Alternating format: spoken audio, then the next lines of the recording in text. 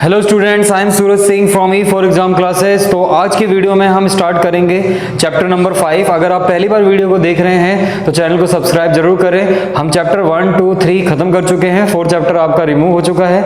तो अब स्टार्ट करते हैं हम नया चैप्टर जिसका नाम है कॉम्प्लेक्स नंबर। ठीक है, तो आज हम कॉम्प्लेक्स नंबर की बात करते हैं कि कॉम्प्लेक्स नंबर बनाने की जरूरत क्यों पड़ी।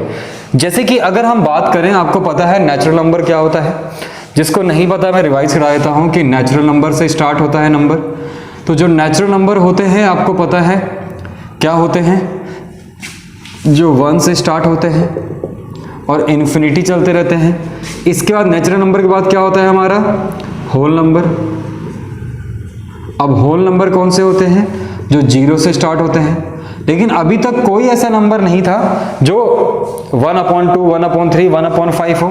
इसके बाद आता है हमारा इंटीजर नंबर। इंटीजर नंबर किस में कौन से होते हैं, जिनमें प्लस माइनस होता है, +-1, +-2। अभी भी डेसिमल वैल्यूज नहीं आई थी। इसके बाद आया हमारे पास इर्रेशनल।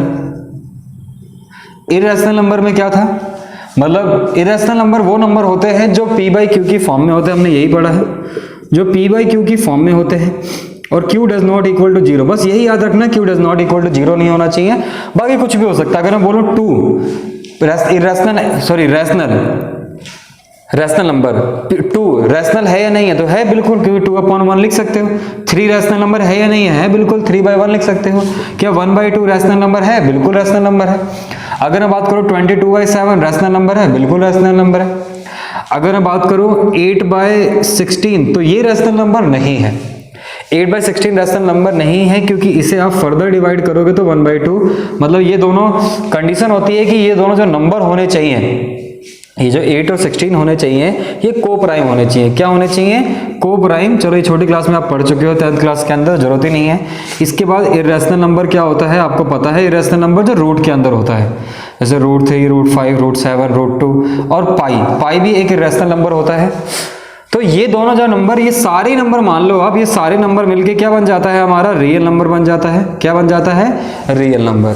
ठीक है, लेकिन प्रॉब्लम क्या है, आपने 10th क्लास में 4.3 एक्सरसाइज में क्वेश्चन नंबर 3 या 4 देखा था, जिसमें हमने पढ़ा था कि स्क्वायर रूट के अंदर अगर कुछ भी आ जाए, स्क्वायर रूट के अंदर अगर नेगेटिव वैल्यू आ जाए, जैसे -3 आ जाए, तो ये नंबर हमारा इस केस में 0 रूट्स, मतलब रूट्स ही नहीं होते थे, नॉट पॉसिबल।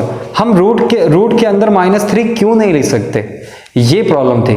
ये आज हम समझेंगे कि रूट के अंदर -3 हम क्यों नहीं लिख सकते हैं, +3 ही क्यों लिख सकते हैं। ऐसा क्या कंडीशन है कि रूट के अंदर हम -3 नहीं लिख सकते। देखो, अगर मैं x की वैल्यू -3 ले लेता हूं, क्या लेता हूं मैं x की वैल्यू -3।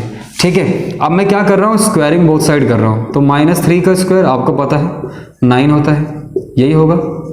x² की वैल्यू क्या हो गई, -3 है, तो -3 का स्क्वायर किया तो क्या आ गया, 9 आ गया। और 9, अब ये 9 आ गया। अब मैं जब इसका अब ये चीज आ चुकी है हमारे पास। ठीक है, आपको ये समझ भी आई होगी। इसके बाद अगर मैं x की वैल्यू -3 और -3 ले लिया मैंने, ठीक है। अब हमने क्या कर दिया, स्क्वायर करके 9 कर लिया और x की वैल्यू -3 आ गई। अब x की वैल्यू हमने -3 ली, ठीक है। ये हमें समझ आया इतना कि भाई -3 का और स्क्वायर कर देंगे तो 9 आ जाएगा। अब हमने देखा x² की वैल्यू 9 है। अब मैं x की पॉजिटिव वैल्यू पुट करूंगा तब भी 9 आएगा, x की वैल्यू -3 पुट करूंगा तब भी 9 आएगा।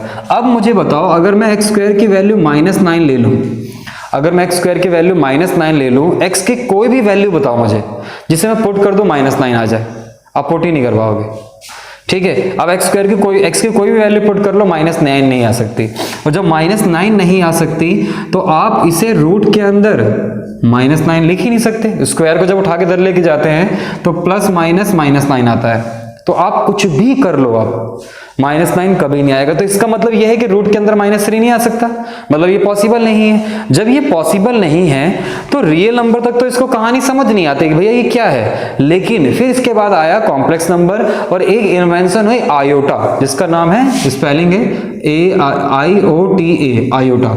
ये आया आयोटा। अब आयोटा जो है, इसने क्या बोला कि आप √-3 को 3 के रूट के अंदर -3 नहीं आ सकता, ठीक है, लेकिन रूट -3 को मैं ऐसे लिख सकता हूँ, रूट -1 इंटू √3। इसके बाद मैं क्या इसको ऐसे लिख सकता हूँ, रूट -1 या √3, या मैं इसे √3 इंटू रूट -1 लिख सकता हूँ, बिल्कुल लिख सकता हूँ। क्या आप सर इसे √3 लिख सकते हैं, अब इसे लिख सकते हैं, बिल्कुल लिख सकते हैं। अब ये रूट -1 ही दिक्कत कर रहा था, तो अब मैं इसे रूट -1 को क्या लिख दूंगा, आयोटा। तो रूट -1 जो हो गया वो क्या हो गया हमारा, आयोटा हो गया। तो अब मैं रूट -3 को क्या लिखूंगा, √3 आयोटा।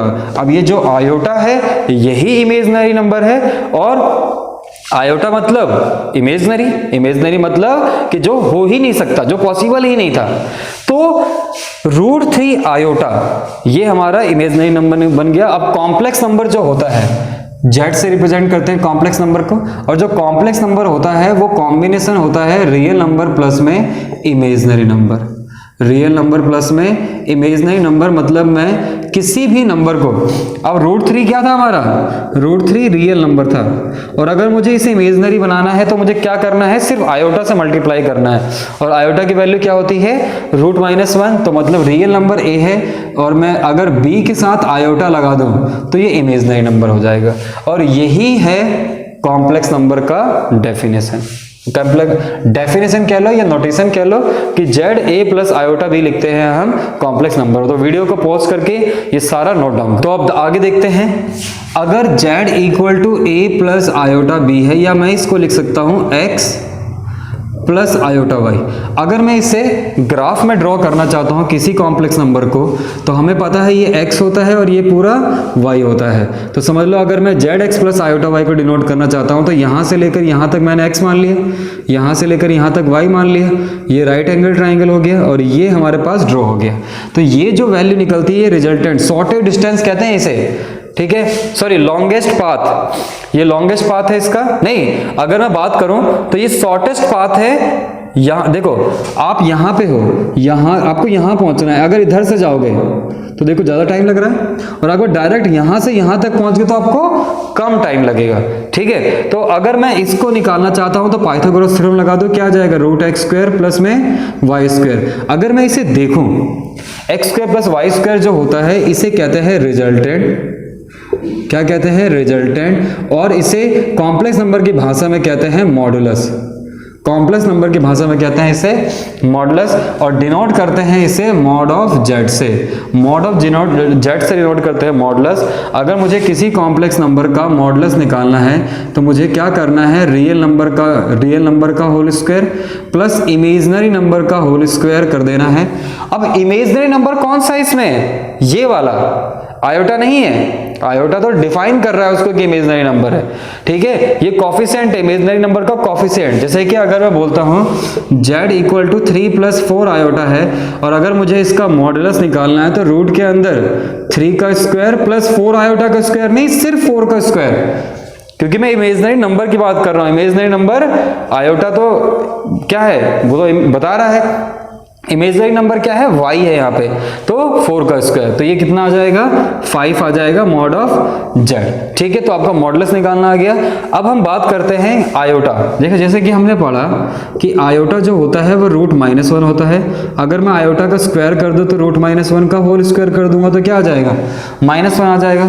अगर मैं बात करूं आयोटा क्यूब की, तो आयोटा क्यूब को क्या लिखेंगे, आयोटा क्यूब को क्या लिखेंगे बच्चों, iota square into iota, iota square की वैल्यू क्या है, -1 और इंटू आयोटा, तो ये क्या आ जाएगा, माइनस आयोटा आ जाएगा। अगर मैं आयोटा की पावर 4 की बात करूं तो ये आएगा आयोटा स्क्वायर का होल स्क्वायर, तो आयोटा स्क्वायर की वैल्यू क्या है, -1, तो -1 का होल स्क्वायर क्या हो जाएगा, 1 हो जाएगा, ठीक है। अब आयोटा की वैल्यू हमें देखनी नहीं है क्योंकि रूट -1 होती है, वो पुट नहीं करनी कभी भी।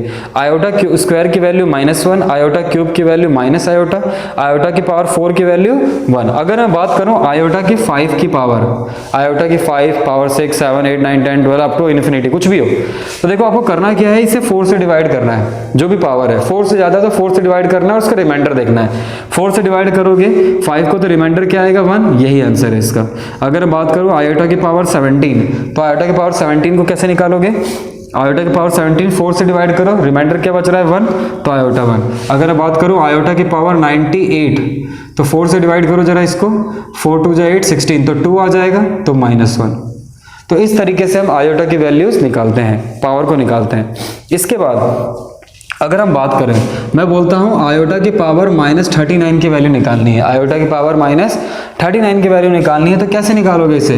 1 अपॉन आयोटा की पावर 39, क्या निकालोगे? 1 अपॉन आयोटा की पावर 39।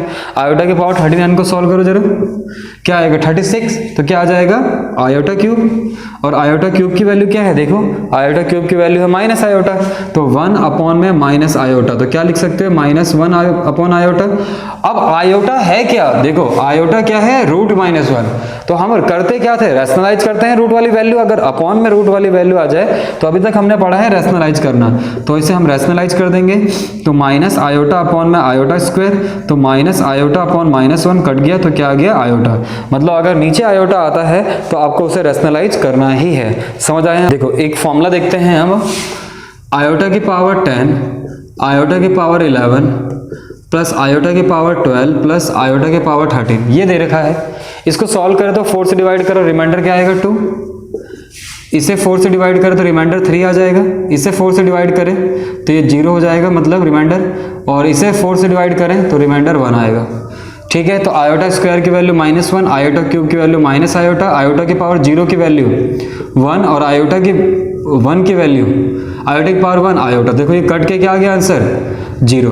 तो आप मुझे ना कमेंट करके बताओगे कि आयोटा की पावर n, आयोटा की पावर n प्लस 1, आयोटा की power n plus 2 plus iota की पावर n प्लस 3 की वैल्यू क्या होगी। ठीक है, ये बताओगे मुझे आप, ये आपका होमवर्क है। इसके बाद एक होता है मल्टीप्लिकेटिव इनवर्स, या हम देखते हैं पहले, अगर मैं 2 प्लस आयोटा का होल स्क्वायर करने के लिए बोलो 2 प्लस आयोटा का होल स्क्वायर, तो आपको a प्लस बी का होल स्क्वायर आता होगा। कैसे करेंगे? 2 का स्क्वायर प्लस आयोटा का होल स्क्वायर प्लस 2 इंटू में 2 आयोटा, तो ये आ जाएगा 4, आयोटा स्क्वायर की वैल्यू -1 और ये हो जाएगा 4 आयोटा, तो ये आ जाएगा 3 प्लस 4 आयोटा। अगर मैं बोल दूं 1 प्लस आयोटा की पावर 4 निकालने के लिए, तो पहले क्या करोगे आप? 1 प्लस आयोटा का होल स्क्वायर निकालोगे, उसका होल स्क्वायर। तो 1 प्लस आयोटा का होल स्क्वायर कैसे निकालोगे? 1 का स्क्वायर प्लस आयोटा का होल स्क्वायर प्लस 2 आयोटा, इसका पूरे का होल स्क्वायर, तो ये 1 -1 और प्लस 2 आयोटा का होल स्क्वायर, 1 से 1 कट गया तो 2 आयोटा का होल स्क्वायर, तो ये आ जाएगा 4 आयोटा स्क्वायर, और आयोटा स्क्वायर की वैल्यू क्या होती है? -1, तो यही इसका आंसर है। ठीक है, अब हम बात करते हैं मल्टीप्लिकेटिव इनवर्स का। मल्टीप्लिकेटिव इनवर्स का मतलब क्या होता है? देखो जैसे कि अगर मैं बात करूं मल्टीप्लिकेटिव इनवर्स का मतलब, अगर 2 है, मैं 2 को किससे मल्टीप्लाई कर दूं कि 1 आ जाए, तो आप बोलोगे 1/2। ठीक है, यही करोगे। 2 को किससे मल्टीप्लाई करोगे? 1 आ जाए तो 1/2। तो इसी तरीके से अगर मैं बोलता हूं कि 3 प्लस 4 आयोटा है, तो इसका मल्टीप्लिकेटिव इनवर्स क्या होगा? 1/3 प्लस आयोटा, यही तो होगा। सेम बात है, 2 है तो इसका मल्टीप्लिकेटिव इनवर्स क्या है? 1/2 है, तो 3 प्लस 4 आयोटा है तो इसका मल्टीप्लिकेटिव इनवर्स क्या है? 1 प्लस 3 आयोटा। अब नीचे आयोटा आ गया तो हमें करना क्या पड़ेगा? ऐसे क्वेश्चंस में रैशनलाइज करना पड़ता है। क्या करना पड़ता है? रैशनलाइज। तो 3 माइनस 4 आयोटा, नीचे 3 को क्या लिख सकते हो? a प्लस बी और a माइनस बी, ये 9 आ जाएगा, और 4 आयोटा का होल स्क्वायर, तो ये 3 माइनस 4 आयोटा, और ये 9 और -16 आयोटा स्क्वायर, तो 3 माइनस 4 आयोटा, तो 9 प्लस 16, तो ये आ जाएगा 3 माइनस 4 आयोटा अपॉन 25। तो ये आंसर है। तो ये मल्टीप्लिकेटिव इनवर्स है। तो 5.1 एक्सरसाइज में आप ट्राई करना, जो भी क्वेश्चन है वो आप ट्राई करोगे और मुझे डाउट बताओगे। कल वैसे भी मैं वीडियो सोल्यूशन दूंगा 5.1 एक्सरसाइज का, लेकिन तब भी आप ट्राई करना। कोई भी डाउट होगा तो बोलना, क्योंकि जब तक आप प्रैक्टिस नहीं करोगे तब तक सीखोगे नहीं। ठीक है, तो थैंक यू फॉर वॉचिंग।